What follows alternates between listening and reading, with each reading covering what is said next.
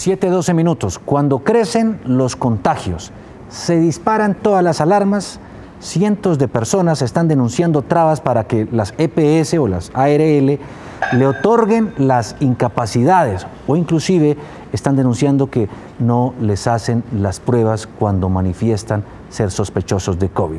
¿Qué está pasando? Vamos a echar lápiz aquí en el tablero de Noticias Caracol para hablar del tema con Francisco Castellanos, quien es el director de la organización que defiende a los pacientes de nuestro país. Francisco, qué gusto tenerlo una vez más. Bienvenido. Juan Diego, gracias a Noticias Caracol de nuevo por la invitación. Hablemos de los reportes de la Superintendencia de Salud sobre las quejas por COVID y por no COVID. ¿Son alarmantes, preocupantes? Las quejas alarman porque tienen una tendencia a elevarse y en cuanto a quejas por no COVID vemos que son cerca del 10% de las quejas generales que recibe la Superintendencia Nacional de Salud. La gente denuncia, oiga, tengo ciertos síntomas.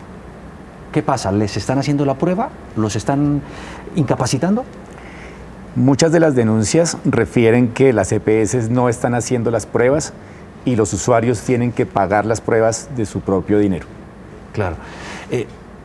¿Qué sucede con las que sí pagan las incapacidades? El Ministerio de Salud expidió un decreto en el que indicó que desde la autonomía y criterio médico se debe establecer si una persona diagnosticada con COVID o sospechosa de COVID debe tener incapacidad o no.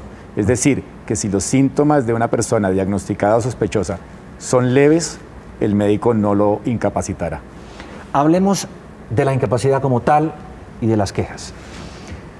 ¿Qué es lo que debe responder una EPS? La EPS debe pagar incapacidades cuando los médicos las expidan a las personas que trabajan, digamos, a nivel general. Las enfermedades que son calificadas de origen general deben ser pagadas esas incapacidades por las EPS. ¿Cuánto asumen?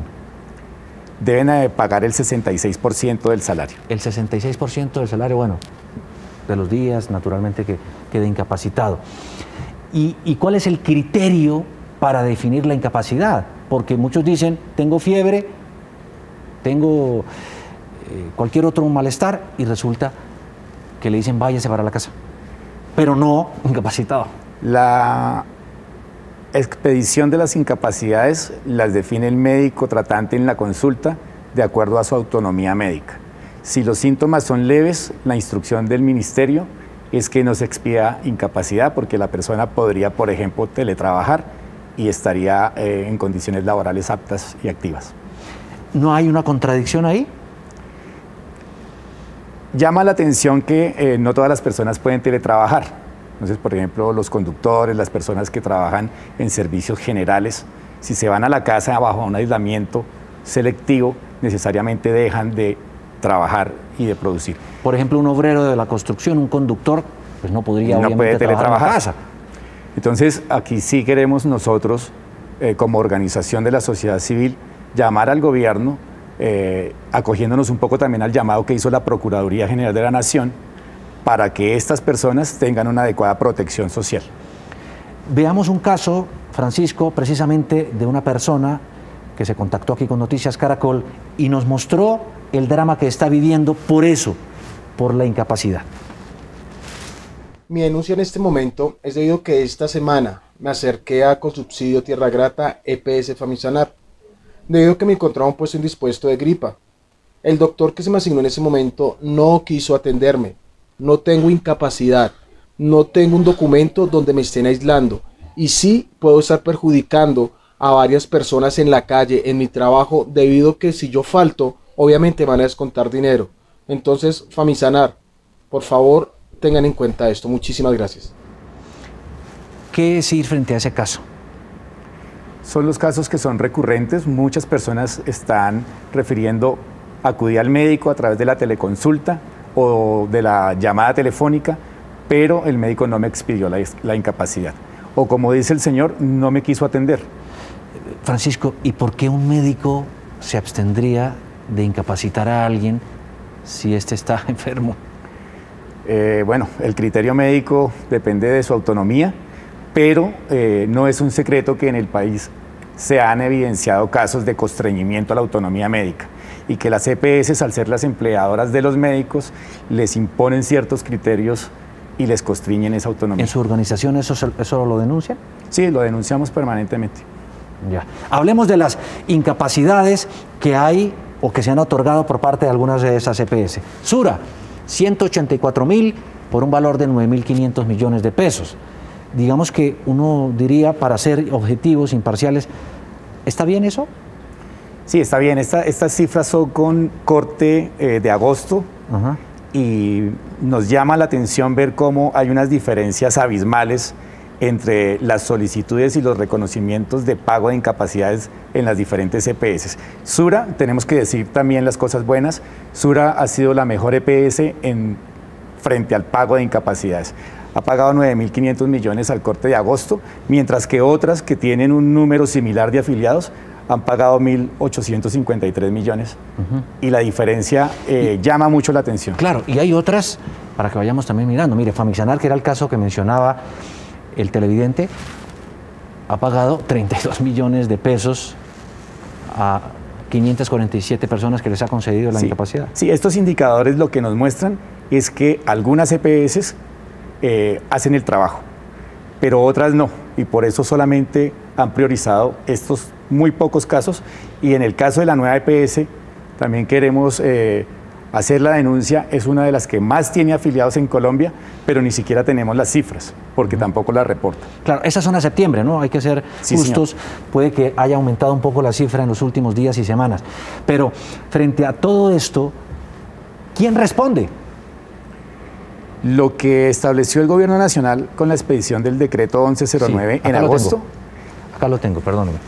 Es que las EPS tienen unas obligaciones de reconocer y pagar las incapacidades derivadas del COVID cuando se ha declarado como enfermedad general.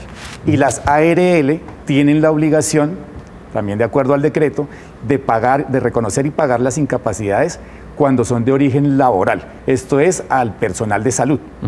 Sí, y en el caso de las ARL y las incapacidades al personal de salud, ¿cómo está la situación? Es muy similar. Seguimos recibiendo muchas quejas del personal de salud que dan cuenta de la precarización laboral, pero que dan cuenta también de no pago de incapacidades derivadas del COVID, pese a que ellos pues son personal que está en mayor riesgo y que se ha contagiado más en el país. Pues, el mayor número de contagios de COVID se presenta en el personal de salud. Sin embargo, no tienen las condiciones de protección social adecuadas. El departamento de Caldas inició con retraso el denominado pico de la pandemia por COVID-19, con el alto número de contagios que las EPS inclusive se han visto colapsadas. Vean este reporte. En medio de las dificultades que genera el contagio por COVID-19 está el tema de las incapacidades que deben entregar las EPS y que las deben pagar las ARL. En Caldas hay denuncias por esta situación.